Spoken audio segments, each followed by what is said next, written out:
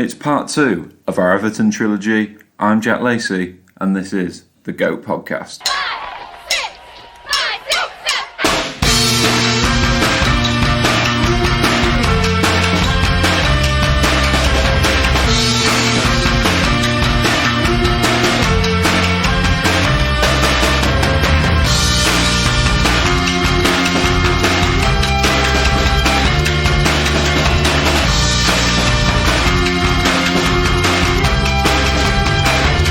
Hello and welcome back to the G.O.A.T podcast. We're into series 2 now of our club series. We're delving into Everton Football Club as part of the first part of our series.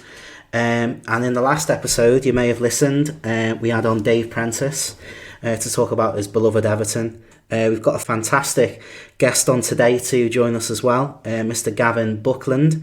He's had quite the career, Gavin. I'll just run you through a few of the things that he's been involved in. He's Everton's official statistician, a Question of Sport script consultant, Radio Merseyside regular, Liverpool Echo Royal Blue podcaster, and of course he's written a couple of fantastic books as well to go with that. So we're delighted to have him on the show, aren't we, Lacey?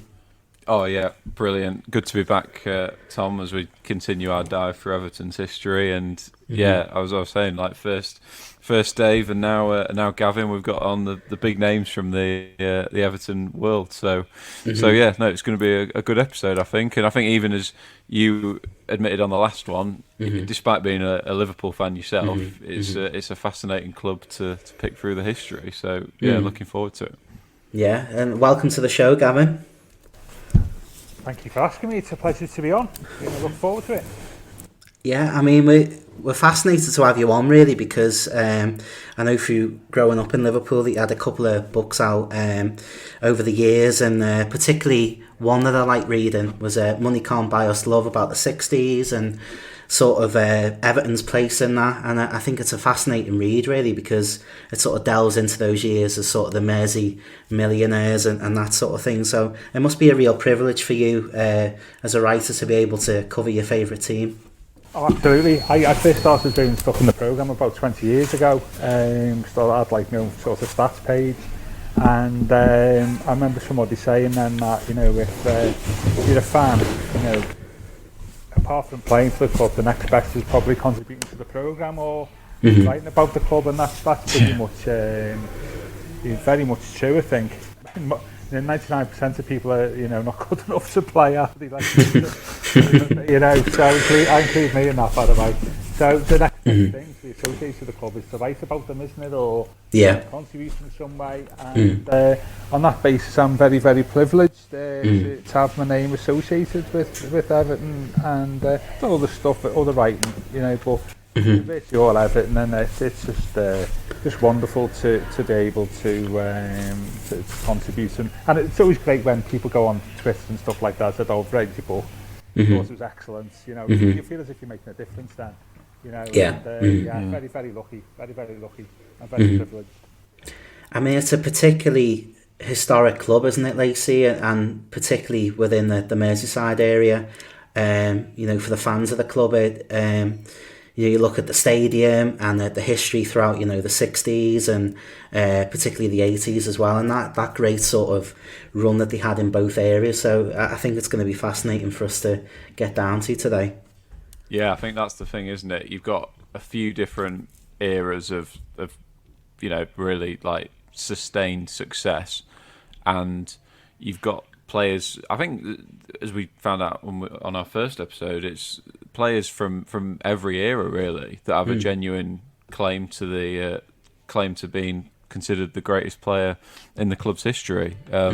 So I think, and definitely to get such a historical perspective on it today will be interesting. Yeah, I'm looking forward to it. So have you had a little think then, Gavin, about who you're possibly going to nominate for your greatest ever Everton player? Oh, yes. There's a whole host there. There's one obvious candidate, but we need to have a general discussion, don't we, of different positions and stuff. But there's one obvious candidate who you probably guessed already who it is. Yeah. But yeah, you have to have a wider discussion now, don't you, really? Because Sometimes you've got to take different areas into account and stuff like that, haven't you? So, Yeah. I mean, Everton has a strange place, really, doesn't it, in the sort of the history of English football, and I think you wrote that in your book, Strange But Blue, as well, about all the firsts that Everton were able to achieve in the game. I think before we get into sort of discussing the greatest players and that sort of thing, which one would you sort of draw from that book as sort of your favourite out of that long list of feats that the club's been able to achieve?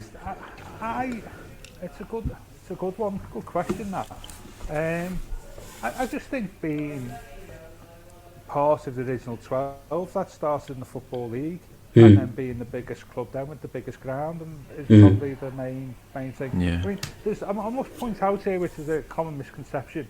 People see Liverpool's success over the years and the coverage and all that, and particularly from outside the city, think that Liverpool's always been the biggest club in the city and the most successful, and that's not right. That's right from the 70s. The first 80 years of football on Merseyside, Everton were the bigger club, had the bigger crowds, richer, were more successful. Liverpool only really overtook Everton in terms of most derby wins and stuff like that in the early 80s. Yeah. So for the first 80 years on Merseyside, Everton were the bigger club and the bigger club by some distance because Liverpool spent some of that time in the second division. So it's not like, say, I'm just trying to think, it's not like, say, Man United and Man City, where Man United by and large have always been a bigger club. Or you've always had Arsenal and Tottenham, where Arsenal have always been a big club. Everton were traditionally the biggest club on Merseyside. Well, traditionally were the biggest club on Merseyside for the first 8 years of football in the city. Yeah. And that people don't recognise that. People just always think that Everton have always been the poor relations in the city. They haven't. Liverpool were the first poor relations up until the early 70s. And that point is lost, I think, understandably so. But it's not, the relationship between the clubs is not necessarily in terms of their size and stature, is not necessarily what people think. I mean, it's interesting for us too, isn't it, Lacey, to delve into that sort of thing as well, isn't it? Because, like Gavin quite rightly points out, Liverpool were certainly the second club in Merseyside for a long stretch of time, and I think that allows us to look back on these sort of golden eras really for Everton, doesn't it, Lacey, as well? Which sort of makes it a larger breadth of time for us to look at, really.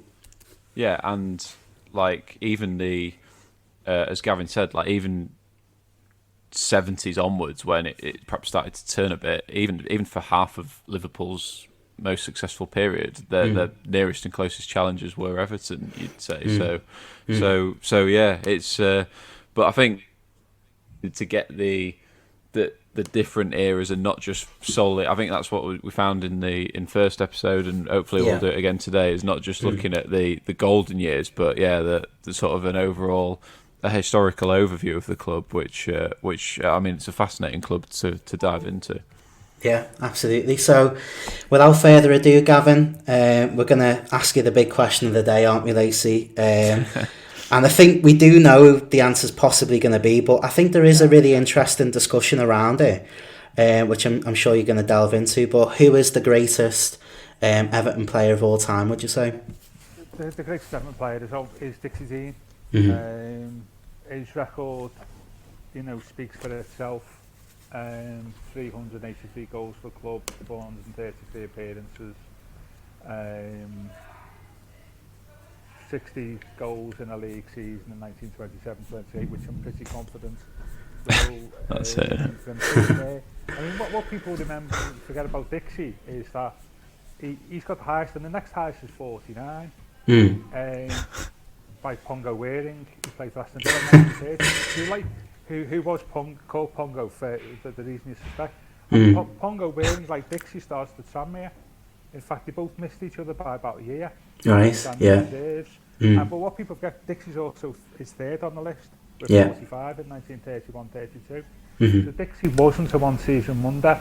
His goal record is, especially compared to the people around him at the time, and there's some great strikers, it's unbelievable. It's like it's freakish. The 60 goal season, absolutely free kicks was only, I think he only took one penalty as well. Yeah. So if he's played for Man United now, he'd probably get about 80, wouldn't he, really? And I'm not joking here either. And I those then he never got penalties. You know, it wasn't the same as what it is now. So by now, the striker, you had to score from open play. So yeah, Dixie's record was phenomenal. 30 and 36 hat-tricks. You know, it was just he was just completely freakish compared to you know, everybody.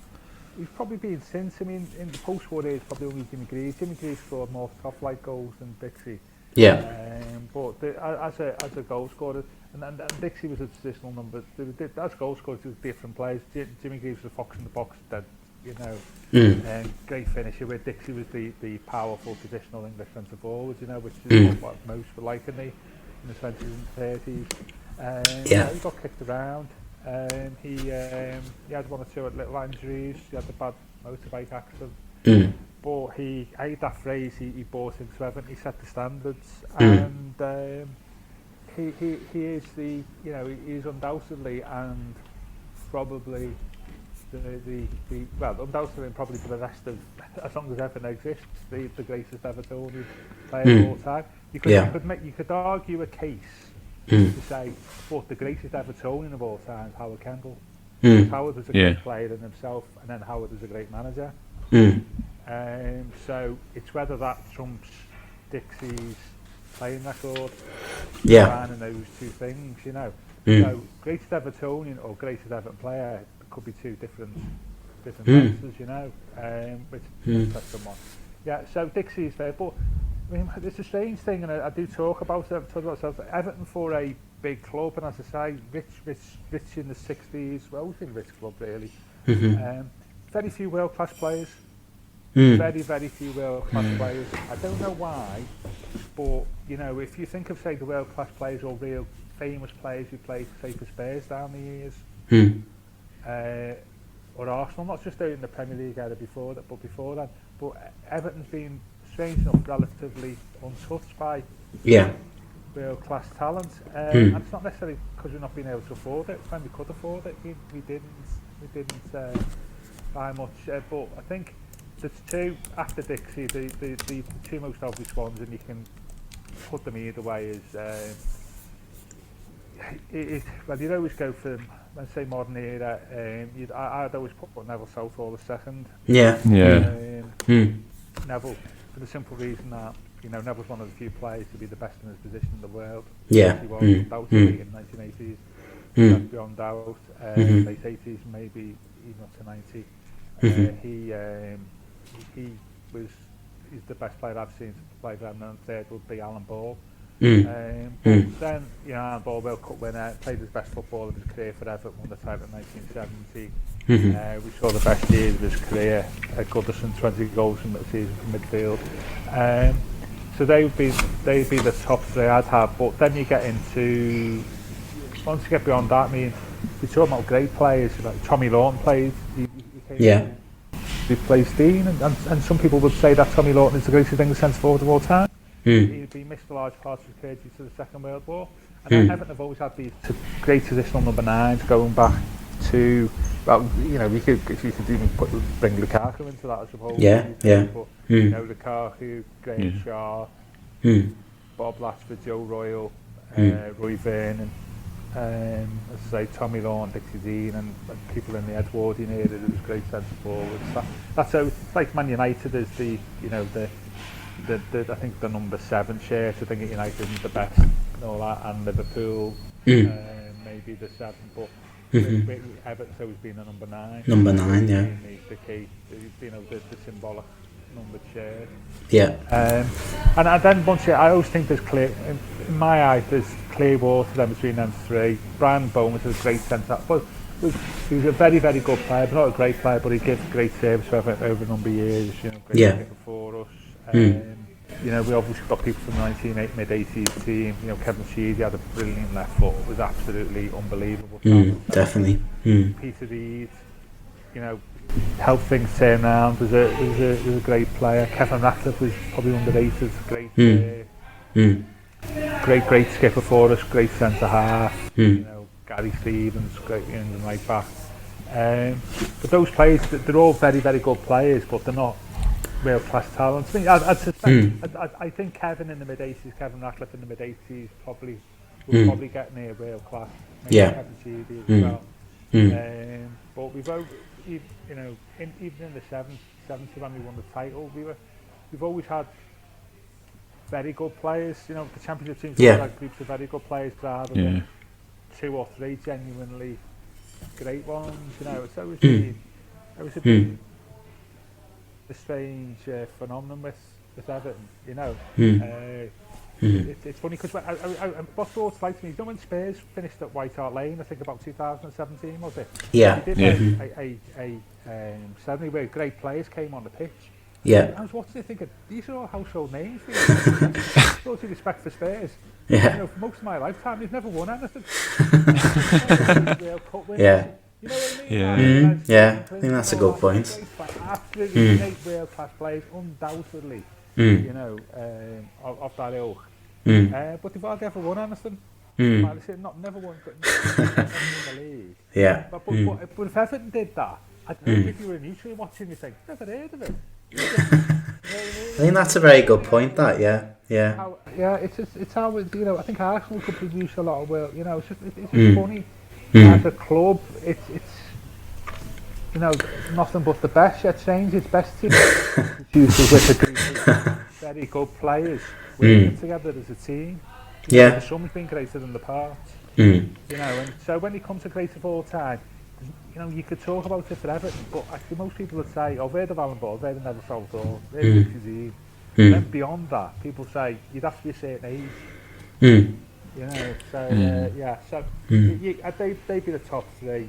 Beyond that, you could pick from a whole group of players who it would be a combination of 4, 5, 6, could be anybody. And I'm not sure, I'm not sure you get a unanimous choice on who would be the 4th best. I think they're the 3. Yeah. 3 for me, you know. I mean, it's a fascinating list of names that you've reeled off there, Gavin, and I think for me and Lacey as well, it's quite interesting for us to hear. So you made a little distinction in the middle of that about sort of, you know, obviously Howard Kendall is sort of the greatest Evertonian. If you could just sort of describe to us what you mean by that, because obviously there's the player side of it, the manager side of it with Howard Kendall. Is that what you're getting at, or something more in terms of sort of embracing the club, which I know is a big thing for Evertonians as well? Yeah, that's a very good question. That's a very good point, because obviously Howard was from Preston. He came here. Harry Cassick bought him in 1967. So Howard to be 20. You know, and he was hugely sought after talent. With Howard, it's the fact that I think it's the 3 things really. You say he was a great player, you know, probably one of the best players never to be capped by England. Championship win in 1970. When the team was struggling in the early 70s, he was Everton's best player. He would have kept us up at least one season, 72-3. He was Daily Express Football of the Year in 1973, Howard, for the team that finished 17th. So that's just how good a player he was. So there's that aspect. There's obviously the management aspect in the 80s. You know, bringing 2 league titles, European Cup, FA Cup, you know, making us, you know, for 12 months the best team in Europe. But then it's that third thing that you talk about, and it's that thing about, you know, setting standards, you know, being, you know, representing the club, and you know the Mills Satusnisi option nothing but the best. Howard personified that. Yet strangely enough, I've said this before, he left in 87. I think he had to leave Everton and come back to appreciate Everton. Yeah. You know what I mean? I think he had to. I mean, he left in 87, but he just won the title. Well, why are you leaving? I know he really wanted to play abroad, but you know, he just won the title. And, you know, his roots within the club were not, say, as embedded as, say, Colin Harvey. Yeah. He was born in the city. He was an Everton supporter. Joined the club as a boy and stuff like that. Colin's links for Everton were far greater than Howard. Yeah. I think Howard got them roots over time, but I don't think they were there in '87. I think he had to come back to really appreciate what he'd missed. I think he hinted at that as well on occasion. Yeah. And so, but I think if you were to say to me, you'd probably say Howard because of his and he's recent, isn't he, Howard? I know he dearly departed in 2015. He embodies Everton, and everybody can associate that. I mean, Dixie is undoubtedly the greatest player. I'd say Howard was, the greatest symbol of Everton. That's the. With another shout there for Harry Catterick, because another bias for Harry Catterick, who played for Everton and was a great manager of Everton. And because Harry had joined the club Harry had joined the club as a boy, so he'd been a player throughout for 14 years and never played anywhere else really. And Harry's roots were probably a little bit deeper than Howard's, because he joined the club as a boy. He'd never known anything else, and he'd come back as a manager, and Harry is undoubtedly one of the greatest Evertonians as well, and Harry really understood the club in the same way, even more than Howard in some respects. He's talking. Colin Harvey's a great Evertonian, Ron Collins a great player. Yeah. So I mean, but one player I think I would add to that list of Ball, Southall, and Dixie Dean. Probably, if you think forward, probably Ray Wilson will be there or thereabouts. Yeah. The World Cup when he played for Everton at 66. Again, probably the best left back in the world when he was at Everton or thereabouts. Yeah, he'd be high up the list, and we didn't sign Ray. He must have been a great player. We never signed him until he was 29. Yeah. Ray Wilson, World Cup winner. So yeah, it's a funny one. And when the problem is about when you greatest of all time, it tends to be the best players in the last 40, 50 years, plus one or two that people have heard of. Yeah. You know what I mean? Ed Ward plays with the greatest. You know what I mean? It's like, other clubs did that. Everton's 100 years was in 1977, and the club did the thing, greatest Everton players of all time. And if you're looking at it now, you go, who's he? He plays in the 20s and 30s. It's like now picking a team that plays from 1980. In 1977, it was players from the 30s and 20s. It's always an interesting one, isn't it? Greatest teams of all time. But greatest player, Dixie, Neville, Alan Ball, top day. But there's a legion of players underneath there, but I'd have to give Ray Wilson a mention there. Well, it's a great sort of overview for us, isn't it, Lacey, that Gavin's just given us, and I think he did make a great point as well about the factor of somebody who embraces the club and sort of a greatest Evertonian, if you like, as well, which I think definitely comes into it as well. Yeah, that could almost be like an additional category almost for Everton, couldn't it? I think, and just going back to Dixie Dean, obviously, I mean, I know perhaps a lot of people listening, he will be the expected choice, but I also think it's a true selection for somebody who is of all time, and like Gavin was talking about there, there's not so much a bias towards the more modern era players. Like, he's a proper the stats alone show you that he's got a genuine claim to be the greatest Evertonian of all time, and I think absolutely. I'm interested to know, like, do you kind of think he's almost, I know he's clearly like he's he's properly valued within the Everton fan base, but do you think like he gets the credit he deserves nationally outside of the Everton fan base? I don't know. Well, it's nearly 100 years ago now, isn't it? So it's a long time. 50 years ago, he was still spoken about 50 years ago if you read the national press. But strangely enough, as I say, successor Tommy Lawton was probably spoken about more. Tommy played after the war. Dixie was certainly mentioned. He died in 1980, and there was great tributes to him when he died. He obviously died at Goodison during the derby. But Tommy would be mentioned as the greatest English centre forwards, but I'm talking now in the 60s and 70s, you know. Tommy was a boy, but those who see him, there's lots of. Put it this way, even when they did the vote for the best team in 1977, as a centre forward, 10% of people said Tommy Lawton, which is good. Wow. Okay. And Tommy was only 19, so that just shows you what a great. Those who say who saw both said that Tommy was a better all-round footballer. I think he's great in the air and stuff, and good on the floor. But Tommy's a far more rounded footballer, still great in the air.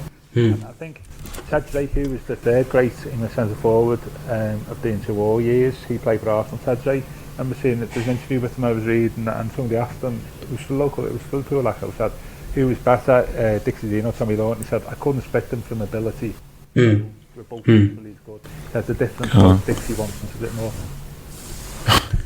That's an interesting point. That yeah. So Tommy left Everton after the war, went to Chelsea, and followed the money a little bit. Yeah. Dixie bought into the club.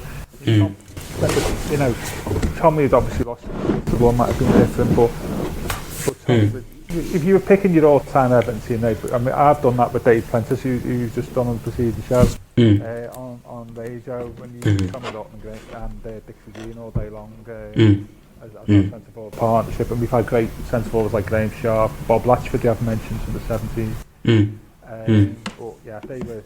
So Tommy must have been a hell of a player. Yeah. At 18, 19, to be thought of as being as good as Dixie, you know. Very interesting picking places of all time at teams, isn't it? I think if you're the club's greatest player, and you were playing 80 or 90 years ago, or whatever, you must have had an incredible achievement. Yeah. Gives you, you know, keeps you above everybody else. You know, that it's just passed down to the generations. And Dixie Dean's got that. I'm thinking aloud now. I don't think there's many other clubs that have probably got that. To be honest with you, I think off the top of my head, Liverpool would probably all be modern about from the 70s. Billy Little, who said Liverpool the 50s. But most clubs, most of them will be. Most big clubs, the greatest player will probably be the last 50 years, I would imagine. Yeah, and it's interesting, isn't it? Yeah. It's interesting to say. Yeah. I mean, how important is it then? How important do you think it is then that sort of we do look back at these players and these great teams that Everton have had and in football in general, and we try to remember these teams and try to sort of almost honour these teams that have gone by and not sort of forget about them, because, you know, it's a big part of the history of a club like Everton. You know, all the trophies that you've won, you know, 10 league titles, you know, FA Cups and the Cup Winners' Cup, you know, so it's a big club, but it's often, you know, a big chunk of that history is almost sort of overlooked a little bit until we come to sort of the 60s and the 80s in particular. Yeah, it's like any other team, you know, about Manchester United before Matt Busby. Yeah. Turns up, or Liverpool before Bill Shankly. It's like lots of clubs. It's, you know, I mean, as much as I don't think it's something to do with that football started in 1992 with the Premier League. I don't think it's to do that. It's just the natural passage of time, isn't it? You know, 1970s now. I mean, I've been going the game nearly 50 years. You know, 50 years is a long time. You know. You know, it feels like a long time watching Everton now. So I think it's important to remember Edwardian players. You know, we've got players, you know, in the Victorian times, who goals per game record, good as Dixie Dean's, you know. You know, so who were great centre forwards, great strike rates, but they get lost in the myths unless you go through look at old newspapers from the 40s and 30s, you know. Yeah. It is important just generally, you know, to go back. I mean, the obsession with the Premier League sort of negates that, though, doesn't it? You know, I think the problem you've got now is there's one, maybe two generations of people who've just grown up with the Premier League. And if you existed or played before then it becomes difficult to get recognised. I mean, I was listening to a podcast with Tony Cottee the other day, And like said, I did something like Tony Cottee is the only player to score more than 75 goals in the old First Division and the Premier League. The only player to do it. But you only have to get, when he's on Sky and stuff and all that, you only gets his mentions as Premier League goals, you know what I mean? Yeah. You know, career record 78 goals. But like, no, I scored 202 league or whatever. You know? And, so it's a very important because that's where the heritage started, and they were great teams, they were great players. Football didn't start in '92, I'm afraid. You guys got a bit of history now, hasn't it? 30 years. It didn't just start yesterday, did it? 30 years is a long time. But yeah, it is vitally important. You know, greatest of all time. You know, like you guys do, is you have to look at like going back to the very roots of sport, don't you really? And come to a judgment about things. And football. But the other thing as well is when you talk of football, it's not historically a great recorded sport. Because it's a very working class sport. You see. When it first started, the records of it were poorly kept because it was working class sport and people just didn't keep records or reports and stuff like that. So you know, there wasn't great record keeping about players and stuff, and loads of errors have been found over the years. Unlike cricket, which is a very middle class, educated sport, where you know the records of cricket over the years going back to the 20th, first half of the 20th century, all perfect. I think that's a good point. You know, that's the thing.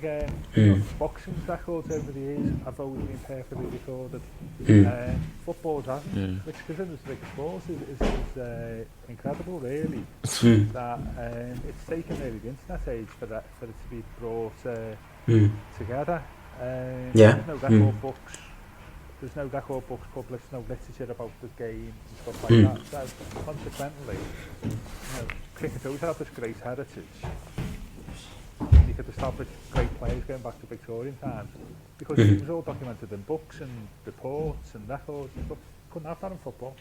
There's nothing for it, you see. You know, so it becomes a slightly different, far more difficult thing to do.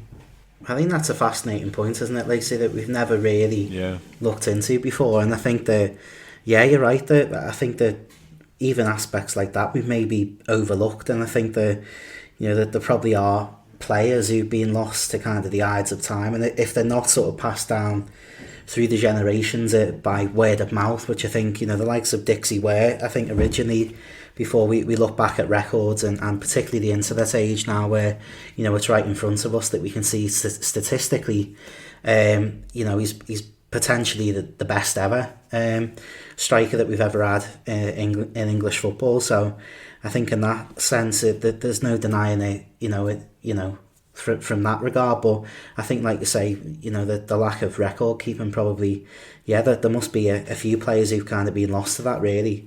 But I think we've sort of been through the length and breadth really of Everton's history, haven't we, Lacey? And I think that Gavin's really provided us a great insight as well, I think, into sort of what it is to be a great player for Everton and what is needed to be a great player for Everton. You've got to buy into the club, and there's certain players who potentially didn't do that as much, and potentially that's maybe erase their legacy a little bit compared to players like Dixie Dean and Howard Kendall. Yeah, that's why I'm particularly now looking forward to this greatest 11, and perhaps we can do a little comparison with the selections that Dave made in the last episode, and let's see where we go. Before we do that, we have got the little section that we do before we go into greatest 11 of cult hero. If you've got anyone at the front of your mind, Gavin, who maybe jumps out to you that we could nominate as a greatest Everton cult hero. I think, strange enough, you'll get in part of research tonight. I think that would be Neville Southall. He's a cult hero as much for what he's done since he retired, and obviously he's very high profile and social media, and he's been fantastic over raising awareness of issues and stuff. Neville was always a little bit different and a bit idiosyncratic as a footballer, Yeah. both on and off the pitch. Famously drove home after the '95 Cup final, did during the celebrations. He was very much on his own, his own person, had his own style. He looked unkempt when he kept going. He was very much his own man. So he will be the cult hero.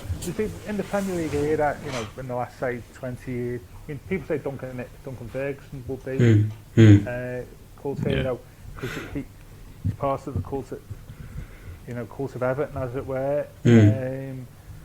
Thomas Gravesen was another player. Yeah, that's a good one. Little bit different. His supporters liked. We had Duncan McKenzie in the 70s. Was a cult hero for a few years. But I come back to Southall because he was a world-class footballer, but actually he was just a bit of an anti-hero in some respects.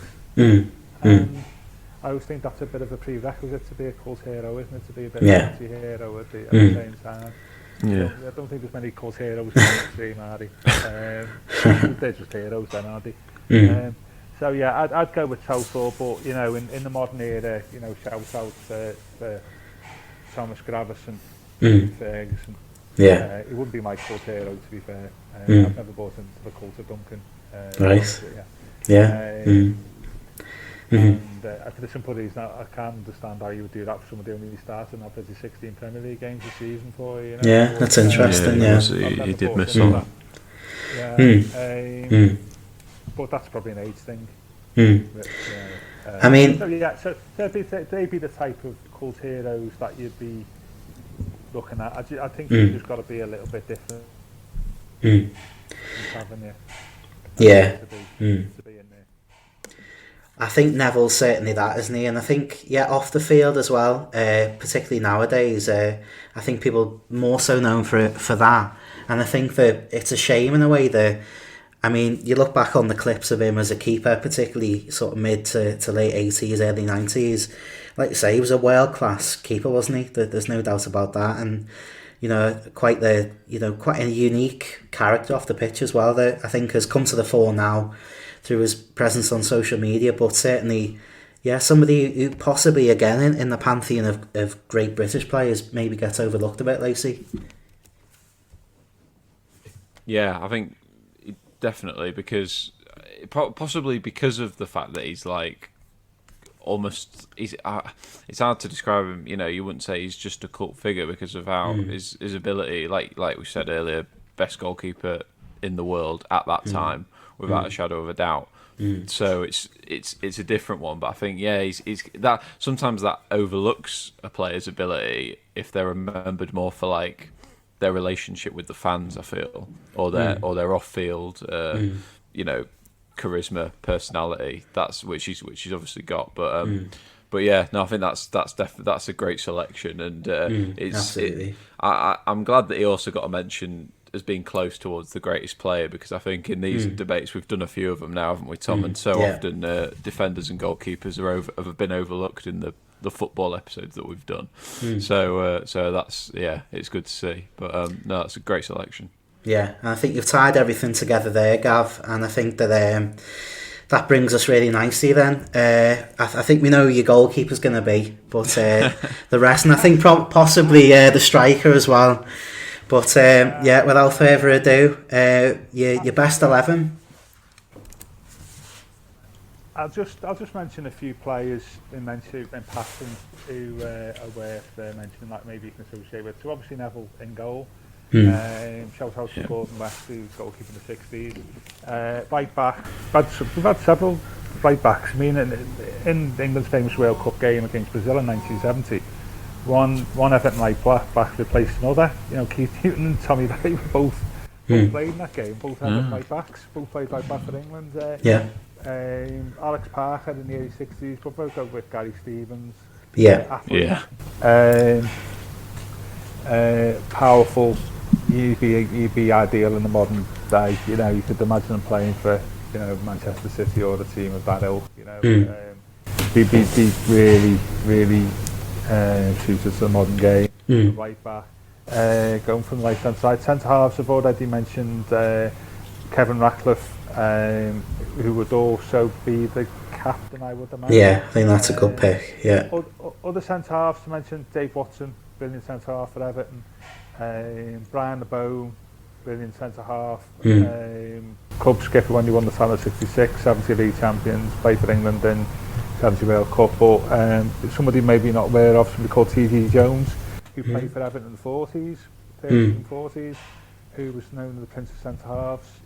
At a time when centre halves got the ball and backed it up as far as possible, played very much the modern day centre half game.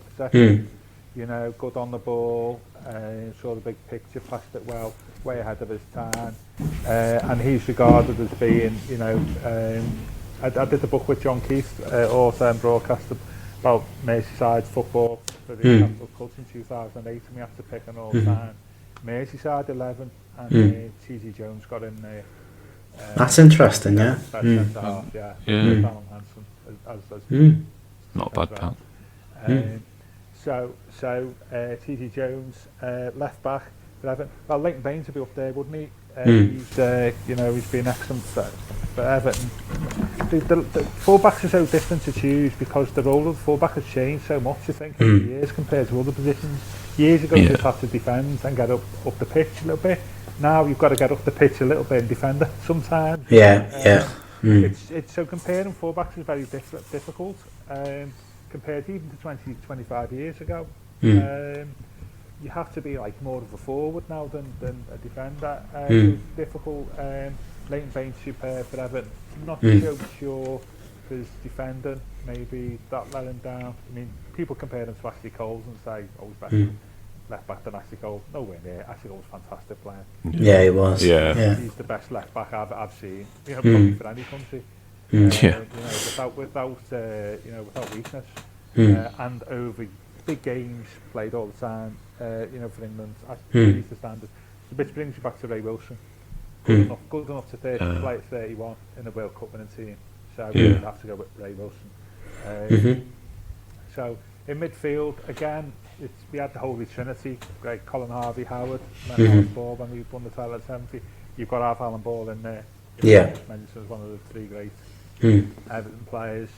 On the right, there's a few, you know, we've had in our championship winning teams, Jimmy Husband, 1970, we've had, you know, Sam Chegsoy, Alex Trooper played in the Dixie's time, but you have come back to Trevor Stephen, you know, he was a wonderfully gifted footballer, glided over the surface, was tough. Won titles, could play centre mid if he wanted to.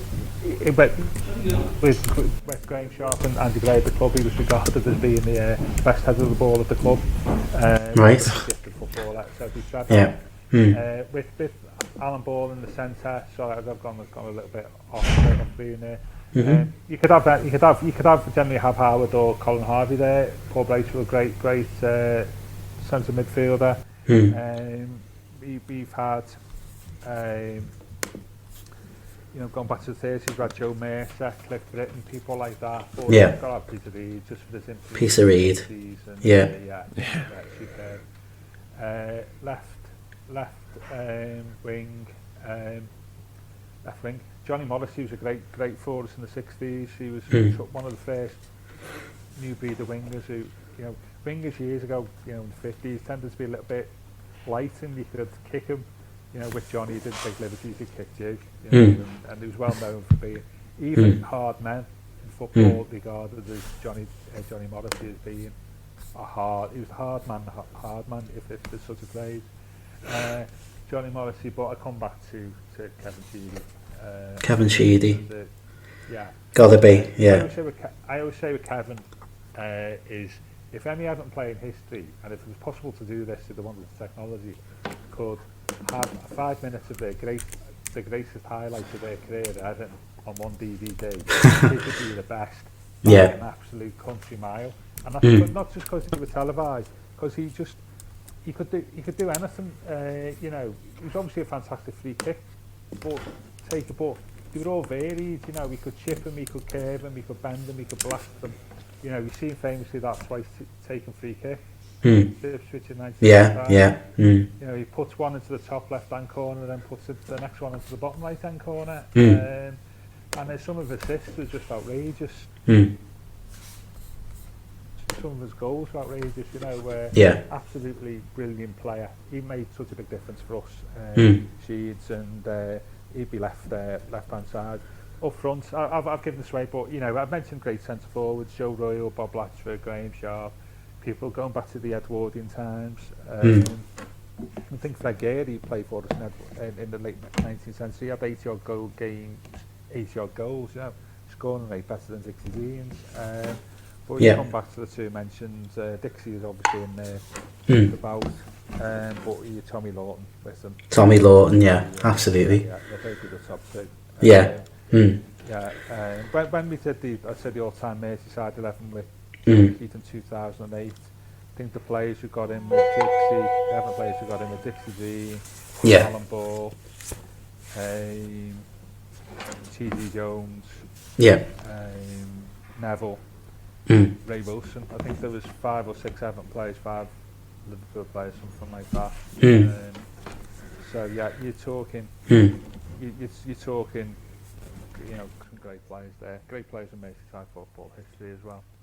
No, absolutely, and I think I love the spread that you've done there. You know, going back, you know, to the 1940s with T.G. Jones, like you mentioned there, and obviously the great eras in Everton's history back to the 60s, Alan Ball, and then your players like, you know, your Peter Reeds and your Kevin Sheedys as well.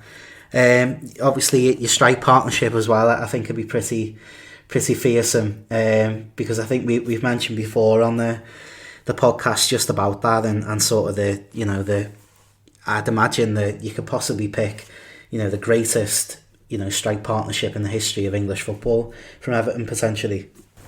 Oh, absolutely. Well, it'd be there, you know. I mean, but they did play with each other a couple of times, which is, you know, you know, Tommy started when Dixie was still here in 37. You know, you're talking, you know, Dalglish Rush in the modern era, well, not modern, it's 35 years ago now. Dalglish Rush were obviously a fantastic pair. But Tommy Law and Dixie Dean in their prime would have taken some stopping. They were both fantastic players, but they'd be a big two, they'd be a big, good sub-bench. So, you know what I'm saying, they'd made all them back in 11, but you wouldn't say, oh, he's a fantastic world-class talent. You know, if spoke about to somebody from outside the club, you know, you'd probably say, oh, yeah, I've heard of Peter Reed, I've heard of Alan Ball, and you know, who's Tommy Lawton, you know. You know, and even some of the players from the 80s, you know, so so that'd be my team. Fantastic. You could debate, well, I think let's read it out then from top to bottom. Neville Southall in goal. Then we've got in defence Gary Stevens, Kevin Ratcliffe, T.G. Jones and Ray Wilson. Then we've got Trevor Stephen, Alan Ball, Peter Reed and Kevin Sheedy in the midfield. And then Tommy Lawton and Dixie Dean, of course, up front. It's quite a formidable side, if I may say so myself. And we've thoroughly enjoyed having you on the podcast as well, Gavin. So thanks a lot for coming on. Pleasure. It was a pleasure to be asked. Yeah, no worries. It's a fantastic team, Lacey. He's been a fantastic guest, hasn't he, Gavin? And I think that we've been able to delve into sort of the length and breadth of a really fascinating club, and also, you know, he's made some fantastic points, I think, really about, you know, maybe we do overlook certain teams and certain eras, you know, particularly ones going back to, you know, the Victorian and Edwardian era, which is something I've definitely never thought of before. I thought that was a really interesting point as well. Yeah, well, that's like, I always think that it's definitely it's probably less of a club at the club I support at Newcastle, just because that was our only really successful period. Those sort of like, you know, the early 1900s. But I think it's a thing. It's the same. You know, it's with Everton as well. It's like such a fascinating history. Different eras and a lot of varied success. So it's always like I said at the start, a great club to go through, and I think Gavin's given us a real in-depth look there at some of the history. So and I think although like I know people, as I said as well, people will perhaps expect Dixie Dean to be the choice, and it's been the choice of both of our guests so far. I still think that there was an interesting debate around that. It wasn't just clear cut, and it was good to hear about some of the other greats from Everton's history as well. So yeah, brilliant. Really enjoyed that, and just thank you to Gavin for coming on. Yeah, fantastic. I extend my thanks as well to Gavin for coming on. So that just about brings us to the end of our second part in the Everton mini-series that we put together as part of our club series. I'm really enjoying it so far. So make sure to tune in for what we've got to come as well. Different clubs, of course, and different special guests are going to be joining us in the coming weeks and months. So yeah, make sure to keep tabs on our Twitter page for more updates. That's at @GOAT_podcast_, or of course keep checking our Apple Podcast page and our Spotify pages, and you should be able to find us on there. But that's just about it from me, and just about it from Lacey, I think, as well. Yeah, no, that's it from me, mate. But looking forward to seeing you for our final look at Everton on the next show. Indeed. Well, thanks a lot for tuning in, and see you next time. Thank you. Bye-bye.